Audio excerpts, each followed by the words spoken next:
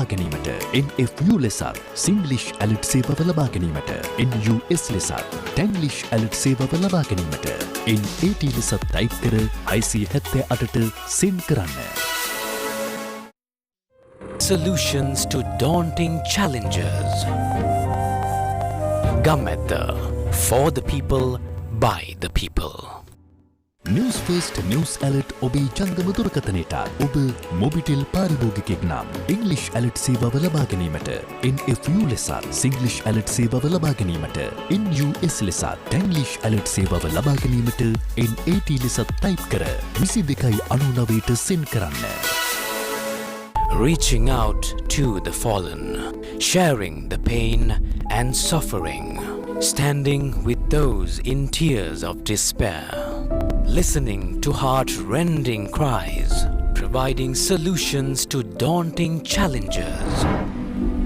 Gametta, for the people, by the people.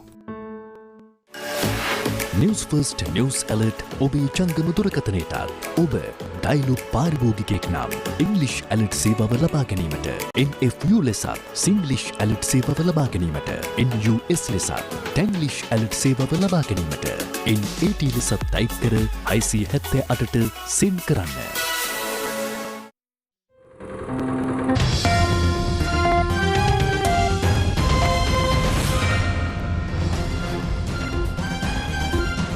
Welcome to Lunchtime News here on TV1. You are with me, this is Kapuge, bringing you the news from News First, where we are and always will be with the people. Let's start off by taking a look at your headlines. Official from Sri Lankan embassy in Oman alleged to have committed sexual abuse arrested. No proposal to cabinet to remove the cess tax on school supplies. Luxury cruise ship reaches Colombo. Foreign Minister Ali Sabri off to the US.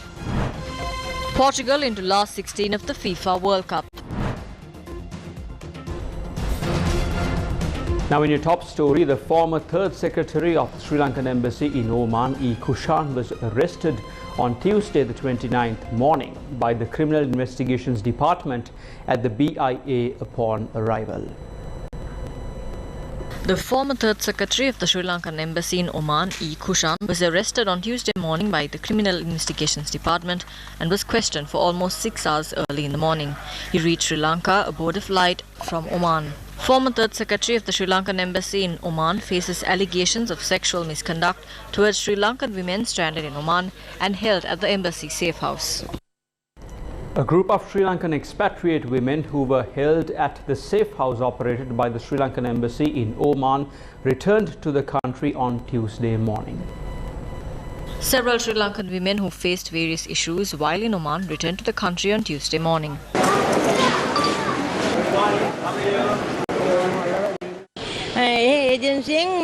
The agency took me to Dubai and then to Oman. Over there, a man called Achan took us to houses and they took the money. We were not treated well at all. The embassy refused to accept us. They only support those who they prefer. If there is a beautiful person, Kushan helps her. But those women are also kept there. We were helpless and that man exploited us. It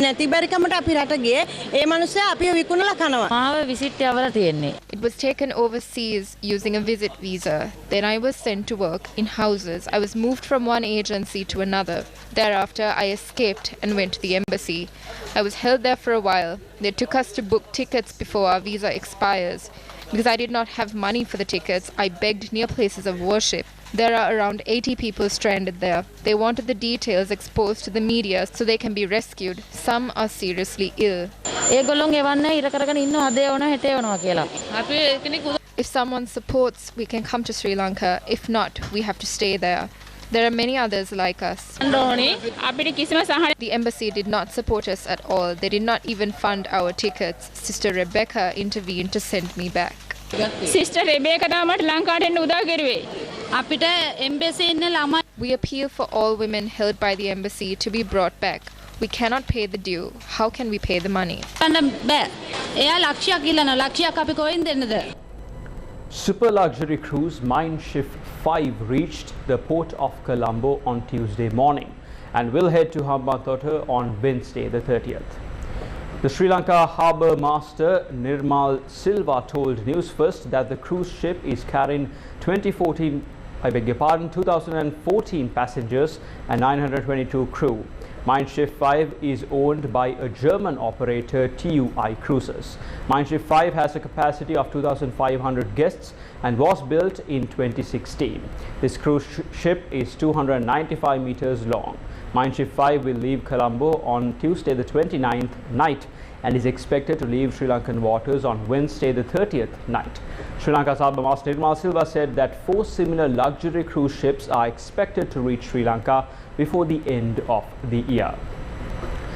Now moving on with more local news, Sri Lankan opposition leader Sajid Premadasa raised concerns over murders and threats taking place in the country.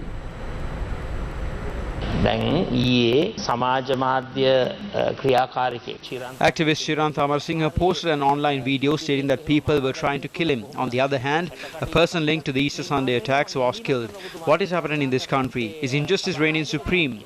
The leader of the house must make a statement. If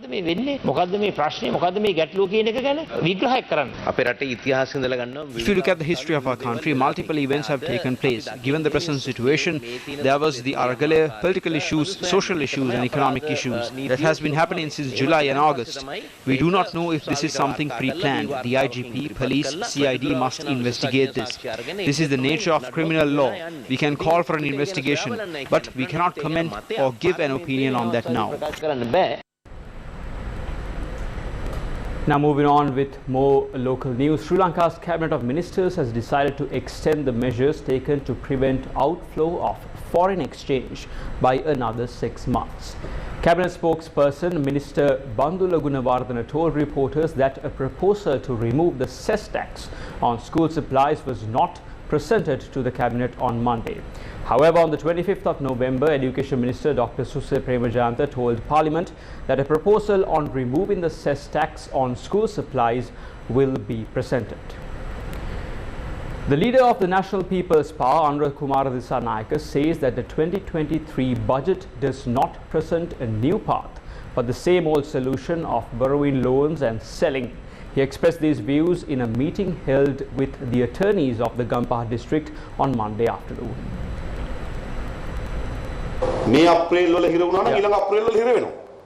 If you get stuck this April, the same scenario will take place next April. Now it seems that this has settled down because loans have not been paid and $3.2 billion are overdue. Next April, we are due to pay $1,250 million. We didn't pay $1,000 for June. We cannot continue to not pay. If we make an estimate by next year, our loan amount will go up by $3 trillion. They are going to sell insurance companies. Recently, concerns were raised as to why profit-making companies are sold, and Susil Premajayantha said that it's because they are willing to buy profit-making institutes.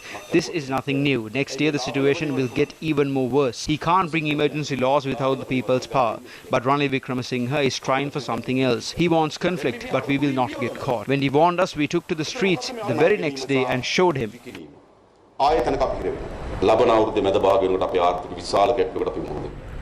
Addressing a press conference yesterday, former Minister P. Harrison said that the people and the international community are demanding for an election. As a Samagijana Balavege, we are ready for any situation and we are already preparing for it. We must definitely hold the local government election by next March because according to the Local Government Act, the minister cannot postpone it. Similarly, the election commissioner had announced to all the opposition leaders that he will hold an election. What the international community is asking for is to hold an independent election in the country and try to secure the opinion of the people, both domestically and internationally. Therefore, if the president says that it is not the right time to hold elections, this is once again the beginning of a struggle.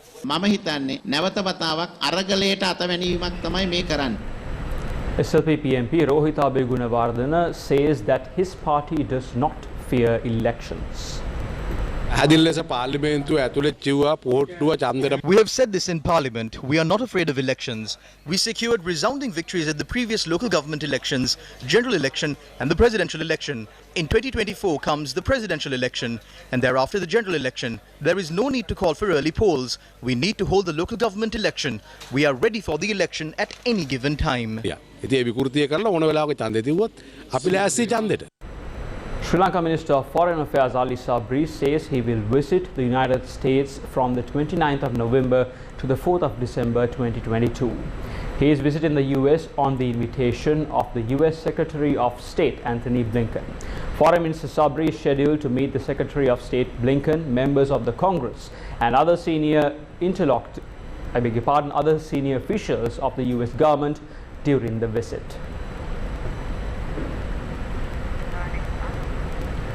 Now, Sri Lanka police arrested 2 people for causing damage to the property of temple trees.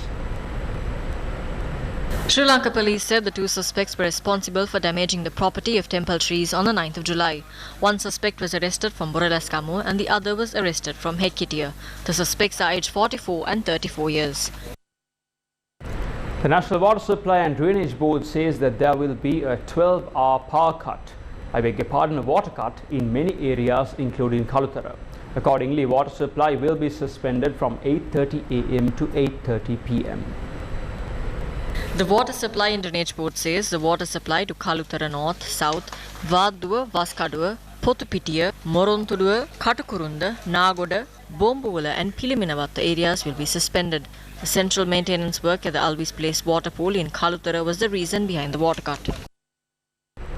Now, SJB MP Harsha De Silva in Parliament on Monday the 28th said that those who brought the country to its present state are still being protected. I want to touch on the report of the UN High Commissioner for Human Rights on the situation of human rights in Sri Lanka for a minute. The report reflected the prior reported concerns, but this time, Mr. Chairman, the Council specifically focused on the demand for accountability for economic crimes and echoed its recent peaceful protests. This being the first time that the phenomenon of economic crimes has been reported, failure to take immediate action to address them would certainly lead to allegations of a new culture of impunity for economic crimes too. This would negatively impact on EU, GSP Plus as well as assistance from IMF, creditors and investors. Since the government asserts that any international accountability mechanism on Sri Lanka would be contrary to the provisions of the Constitution, it would be the interest of Sri Lanka to begin to address economic crimes as alleged using our own laws and domestic mechanisms that are independent and outcome oriented. But instead, what is happening on the ground, Mr. Chairman? Those who committed these heinous economic crimes that tripled poverty in Sri Lanka, that made almost 10 million people, according to the University of Peradeniya, unable to survive without assistance, are being protected.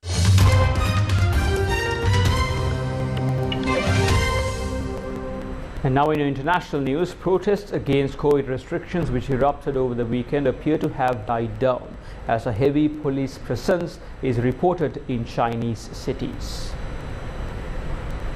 For the first time in decades, thousands of people have defied Chinese authorities to protest at universities and on the streets of major cities, demanding to be freed not only from incessant COVID tests and lockdowns, but strict censorship and the Communist Party's tightening grip over all aspects of life. Across the country, Want Freedom has become a rallying cry for a groundswell of protests, mainly led by the younger generation, some too young to have taken part in previous acts of open dissent against the government. Many images of anti-lockdown protests have emerged from Shanghai and the capital Beijing, as well as other major urban areas like Chengdu and Wuhan. Censorship has gone into overdrive on Chinese social media platforms since the weekend's protests to stop people seeing and discussing them. Tens of millions of posts have been filtered from search results, while media are muting their coverage of COVID in favor of upbeat stories about the World Cup and China's space achievements. Dozens of protesters gathered in central Hong Kong on Monday and at the campus of the Chinese University of Hong Kong in a show of solidarity with demonstrations across China. Now in news from the Ukraine, NATO says Russia is using the winter as a weapon in the Ukraine war. Ukraine has prepared for more Russian attacks against energy and other critical infrastructure in what appears to be a weekly pattern, and warned of possible evacuations from the capital. And President Volodymyr Zelensky warned that Russian troops are preparing new strikes. Russia has been carrying out massive missile bombardments on Ukraine's energy infrastructure roughly weekly since early October, with each barrage having a greater effect than the last as damage accumulates and a frigid winter sets in. NATO Secretary General Jens Stoltenberg insisted Russian President Vladimir Putin was intent on using frost, snow and ice to his advantage, not just on the battleground but against Ukrainian civilians. With temperatures hovering around freezing and expected to dip as low as -11 Celsius or 12 Fahrenheit in little more than a week, international help was increasingly focused on items like generators and transformers to make sure blackouts that affect everything from kitchens to operating rooms are as limited and short as possible.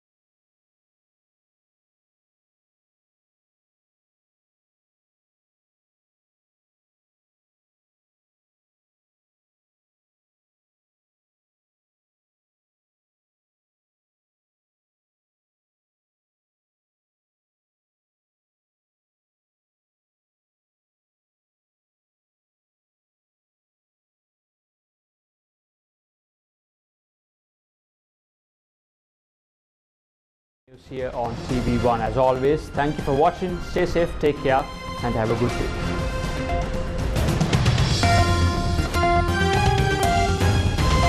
ඇත්ත කෙටියෙන් දත්ත වැඩියෙන් cyber අවකාශයේ කළඹන වුවත් සලකුණ News First YouTube channel අදම subscribe කරන්න.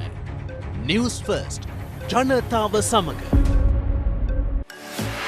News First News Alert ඔබේ ජංගම දුරකථනයටත් ඔබ ඩයිලොග් පාරිභෝගිකයෙක් නම් English Alert සේවාව ලබා ගැනීමට NFU ලෙසත් Singlish Alert සේවාව ලබා ගැනීමට NUS ලෙසත් Tanglish Alert සේවාව ලබා ගැනීමට NAT ලෙසත් ටයිප් කර 678ට සෙන්ඩ් කරන්න.